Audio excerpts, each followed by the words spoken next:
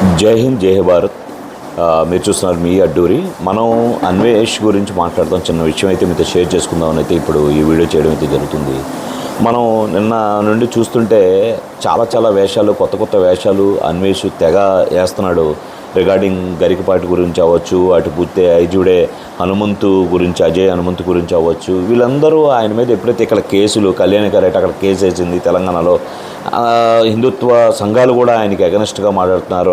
Unsubscribe చేసి follow అయ్యే వాళ్ళు కొద్దిగా చీకొట్టుకునేసరికి మనోడికి పోతింత ఏమైందంటే ఫ్రస్ట్రేషన్ గురవుతున్నాడు అన్న విషయం బహిరంగంగా కనిపిస్తుంది. ఇంకో పక్క ఏంటంటే మనోడికి ఏ నిమిషంలో ఎవడు ఏ వైపు నుండి మంట పెడతారని చెప్పి కరెక్ట్గా చెప్పాలంటే ఉచ్చపడుతుందని చెప్తాను నేను. ఈ పదం వాడినందుకు క్షమించాలి. ఎందుకంటున్నానంటే మనోడు చాలా భయపడుతున్నాడు. అందుకే పిచ్చి వాగుళ్ళు, పిచ్చిగా బిహేవ్ చేయడం, మనోడు అదేదో హిందీ సాంగ్ డ్యాన్స్ చేయడం, అంటే ఏం చెప్పాలో ఏం చేయాలో తెలియక పోని సిచ్యువేషన్స్లో మనోడు ఏంటంటే అలా బిహేవ్ చేస్తున్నాడు.